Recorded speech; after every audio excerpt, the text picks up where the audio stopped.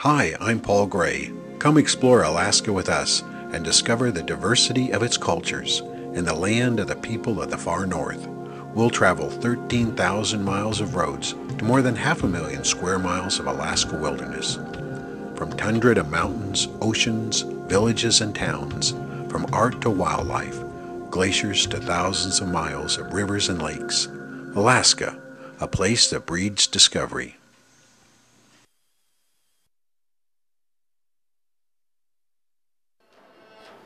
Day yehuds, one dina yit, big adventure, oh ho. Hello everyone, come along with us aboard the Sky Canoe for a big adventure.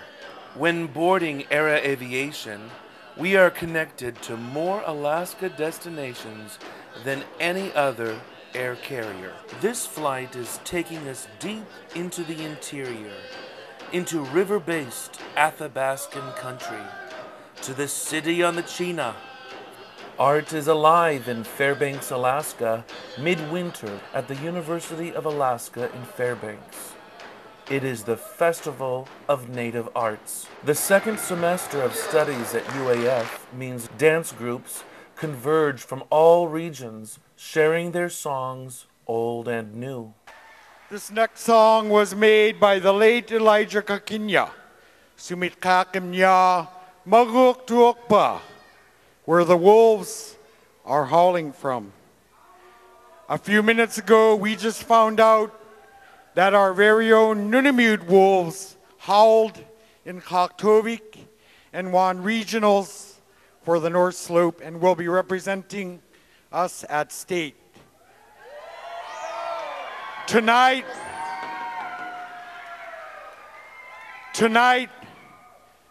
the wolves will howl here at the concert hall.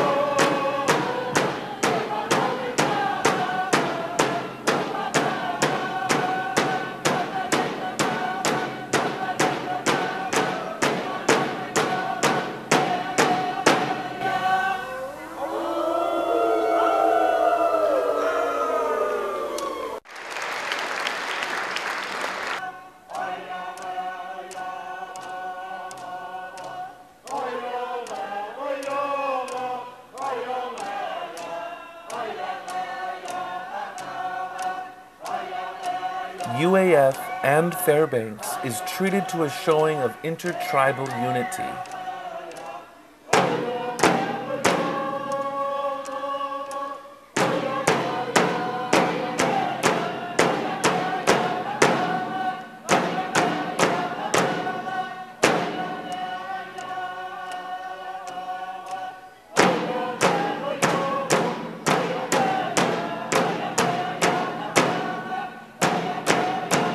The physical home of the festival, UAF Campus Hill, was anciently a gathering place of the Athabascan tribes.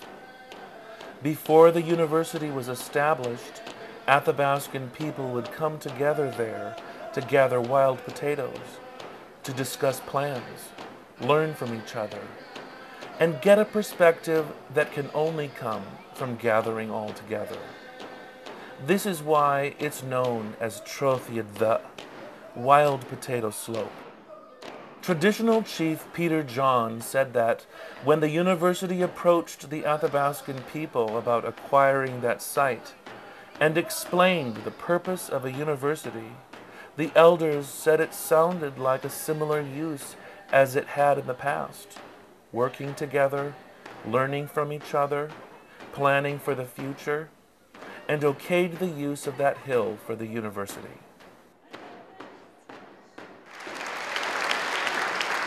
The festival is 3 days of song, dance, stories, and an excellent array of the state's native artisans at the Arts and Crafts foyer.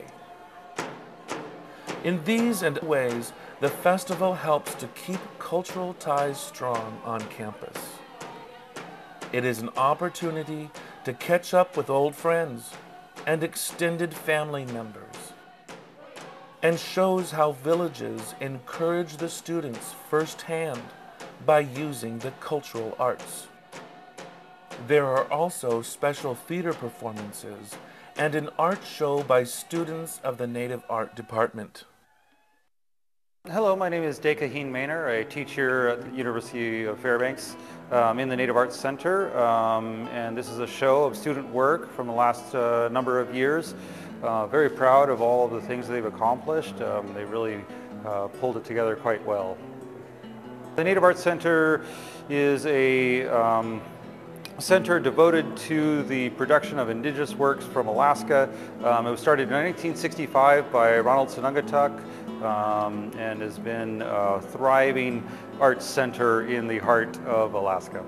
We have a nice model boat, kayak form there, a piece done using pennies for the buttons. Doing research, she found that that was an old tradition of showing wealth, is putting coins on the blankets themselves. Same artist there doing all of the different hats and different styles. Good. I've got a student exploring different natural materials hanging on the wall there. A figure in the center there, Junko Yanakita from Japan. She's got a number of the birch bark pieces and has really been inspired by birch here in the interior and is just playing with it. And every time she does something, I say, oh, I've never seen that done in birch before. Right here is our beginning projects with all of our students is the ladle, Northwest Coast traditions. If you want to become a skilled carver, you will always start with a ladle. And I've always thought that was one of the unifying factors in Alaska of all the cultures, the use of the adze and the crook knife. And so this was the beginning project for those students there. This is a self-portrait of Jim Smelter. Awesome, beautiful. Does he look familiar to you? Down here we see a caribou beard and mustache. Very chicazoidal.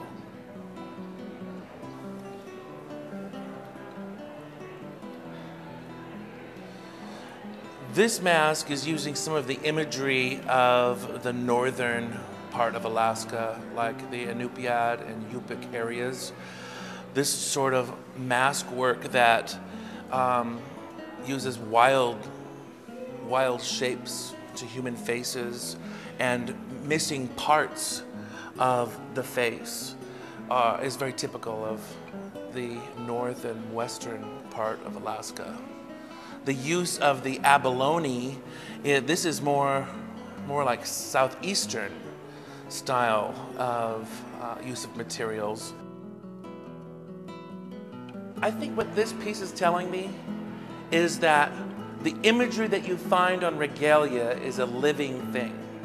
It is not limited to just what is found on the piece of fabric, on the piece of clothing, but is something that enters in to the artwork. It has to do with life that enters into the artwork and is still yet exiting and swimming about us.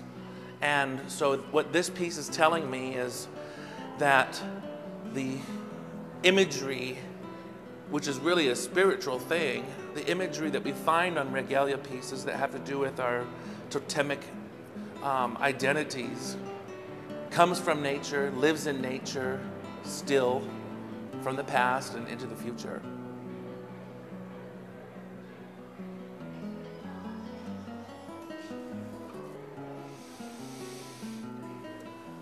This piece of regalia is comprised of leggings. These are more or less dance leggings that would be tied around the knees. This is a dance apron, and so it would be tied around the waist, and a beautiful coat. And what we see on here is pennies that have been drilled and used as shiny buttons. Thanks so much for watching Exploring Alaska. See you next time. For more info about Alaska or our show, check out our website at exploringalaska.com.